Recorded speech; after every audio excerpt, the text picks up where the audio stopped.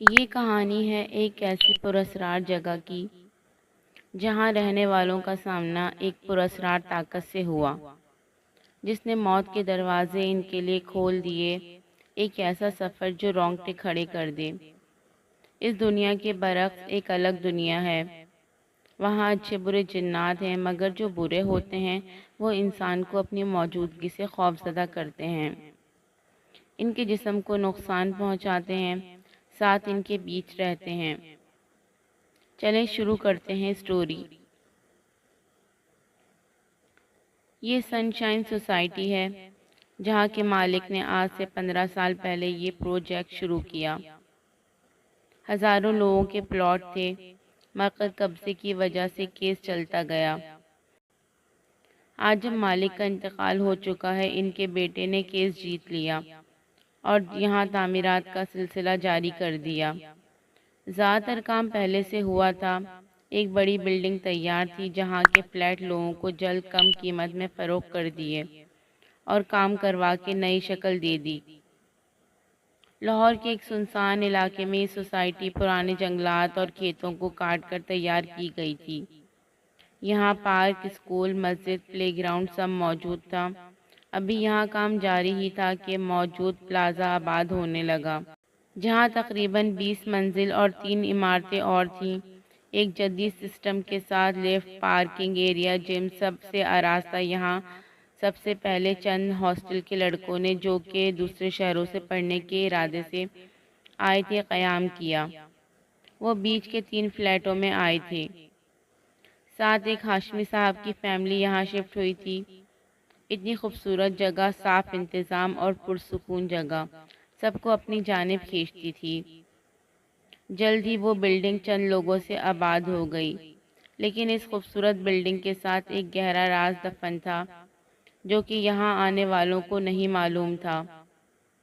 یہ بلڈنگ لوگوں کو خود کی جانب کھینچتی تھی، مگر اس بلڈنگ کو حیوانوں کا گڑھ کہا جائے تو کم نہیں۔ دوسری جانب متین اور حالہ گھر والوں کی روز کی باتوں سے تنگ تھے۔ متین ایک امیر گھر کا لڑکا تھا اور حالہ اس کی ٹیچر کی بیٹی۔ وقت اور حالات ایسے جڑے کہ دونوں کو محبت ہو گئی، مگر متین کے گھر والوں کو حالہ قبول نہیں تھی، مگر متین کی ضد کے آگے شادی کروا دی۔ چند ہی دنوں کے بعد بیجا سختیوں نے حالہ کو پریشان کر دیا۔ شادی کے تھوڑے عرصے بعد ہی حالہ ماں بن گئی۔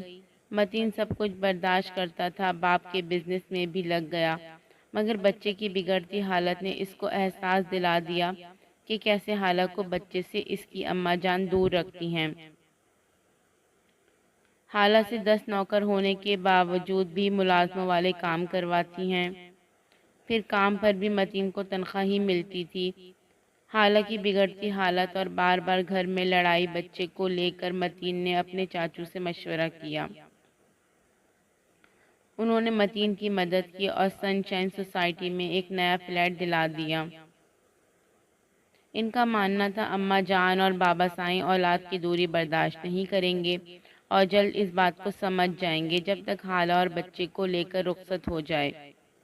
متین نے حالہ کو جس رات بتایا وہ کچھ سمجھ نہ پائی کہ دوسرے دن ہی ان کو یہاں سے جانا ہے۔ حالہ ڈرپوک لڑکی تھی، اکیلے کیسے رہتی، ماں کے ساتھ رہی تھی مگر کبھی اکیلی باہر نہیں نکلی، اکیلے کیسے گھر میں رہتی، مگر آج اس کو فیصلہ کرنا ہی تھا۔ متین کو ایک جگہ نوکری بھی مل گئی تھی۔ فیصل آباد سے جلد ہی نکل گئے، لاہور کے لیے دور رہنا تھا۔ فیصل آباد سے جلد ہی نکل گئے لاہور کے لیے دور رہنا تھا، ورنہ بابا کے نوکر روز تنگ کرتے۔ متین اور حالہ جب گھر سے نکلے، اماں جان کی بد دعائیں ساتھ تھیں۔ وہ جھولی اٹھا اٹھا کر حالہ کو بک رہی تھی، اللہ تجھے بھی اولاد سے دوری کا دکھ دے، کمینی عورت، کرم جلی برباد ہو۔ ناک رگڑے میرے آگے وہ زاروں قطار رو رہی تھی۔ ساتھ سامان باہر اٹھائے متین نکلتا چلا گیا، حالہ کا ہاتھ تھام لیا تھا۔ اماں جان نے آہ بھری تھی، متین یہ آسائشوں کو یاد کرو گے، یہ عورت تمہیں چھوڑ جائے گی، یہ غریب عورتیں بس پیسوں کی پجاری ہوتی ہیں، پچھتائے گا تو۔ بابا سائیں کے گھر کے دروازے مرتے دم تک کھلے ہیں، مگر اس عورت کو اس حویلی کی خاک نصیب نہیں ہوگی۔ متین کے چہرے پر ملے جلے غم کے تاثرات تھے۔ ایک ٹیکسی سے اسٹیشن اور جلد ہی لاہور کی ٹرین میں سوار ہو گئے۔ سفر دونوں کے لیے بہت غمگین تھا۔ یہ ذات کا چکر، یہ اونچی نیچی اوقات کیا ہے، سب اللہ کے بندے ہیں۔ حالہ ایک قرآن حافظ تھی، ساتھ انگلش میں ماسٹر کر چکی تھی، بہت اچھی تربیت کی حامل، چھوٹی عمر میں باپ کی موت کے بعد ماں کے ساتھ اکیلی رہی۔ ماں نے ایک کالج میں پڑھا کر خرچہ اٹھایا۔ وہ ماموں کے گھر میں رہتے تھے۔ نانی کی موت کے بعد تو مامی نے سب چیزیں تنگ کر دیں۔ حالہ سے اپنی بیٹیوں کا مقابلہ کرنے لگیں، سب چیزیں چھین کر لے جانا۔ ماں نے مگر حالہ کو ہمیشہ یقین دلایا کہ جو اللہ نے نصیب میں لکھ دیا وہ مل کر رہتا ہے۔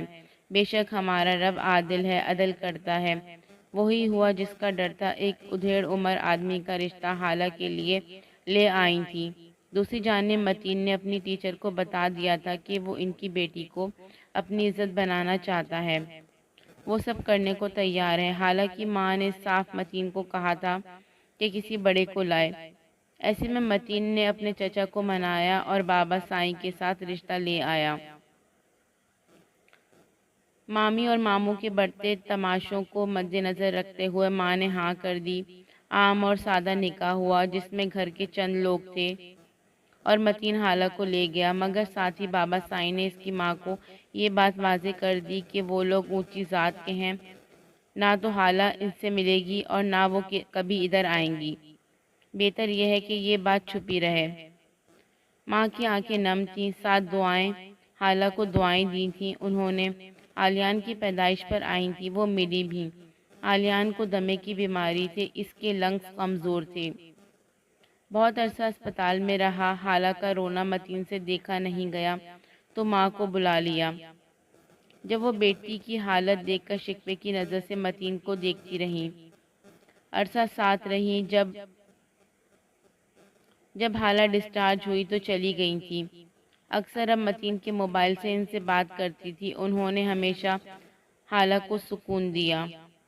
اچانک اسٹیشن آ گیا جہاں حالہ کی جھٹکے سے آنکھ کھلی۔ متین بچے کو لیے کھڑکی سے باہر دیکھ رہا تھا۔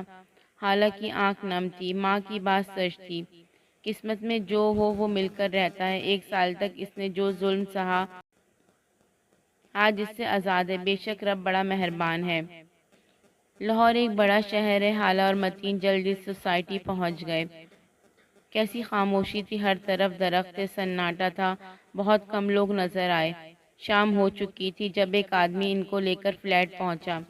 6 منزل پر ایک خوبصورت 4 کمروں پر مشتمل فلیٹ حالہ اور متین کی دنیا تھی، ساتھ فرنیچر بھی موجود تھا۔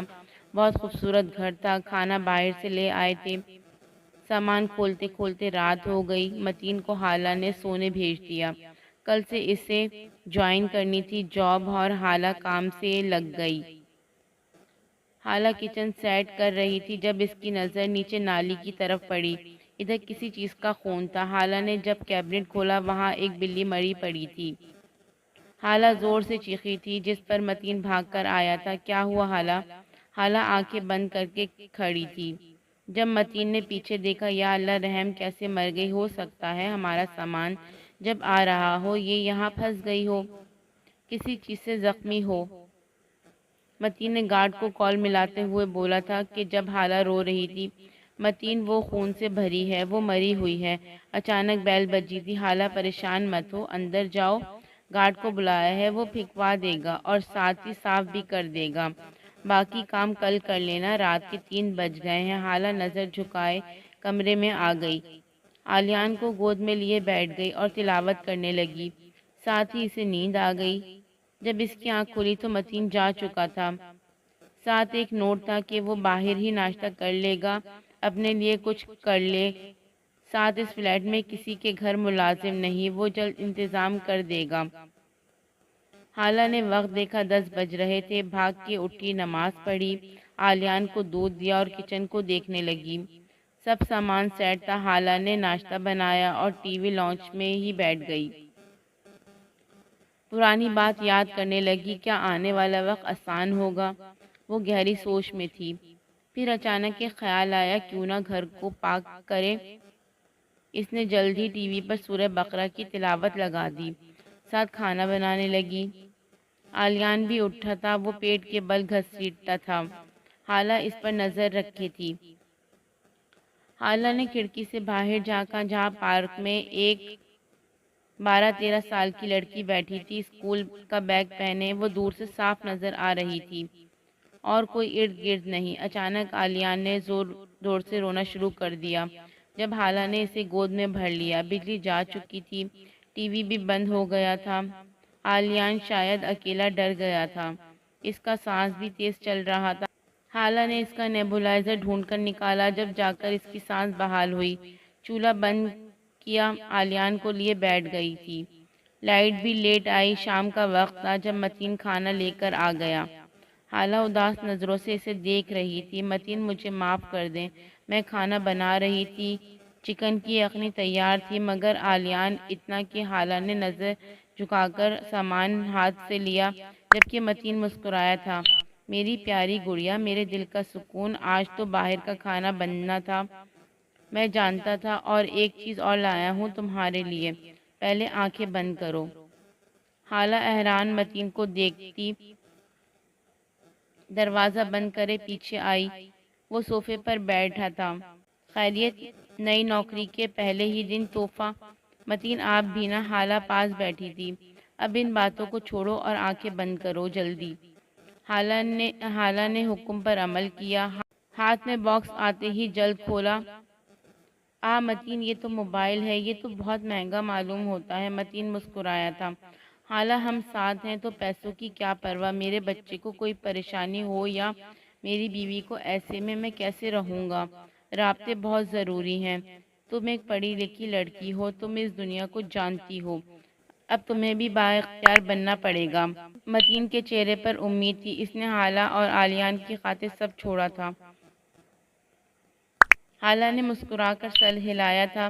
ساس و سسر کی اجازت نہیں تھی، جبھی موبائل نہیں تھا اس کے پاس، مگر متین کو حالہ کے لیے ترس آتا تھا، اور آج جب وہ اس قابل ہوا، اس نے اپنا موبائل بیچ کر 2 سیم سیٹ خرید لیے تھے۔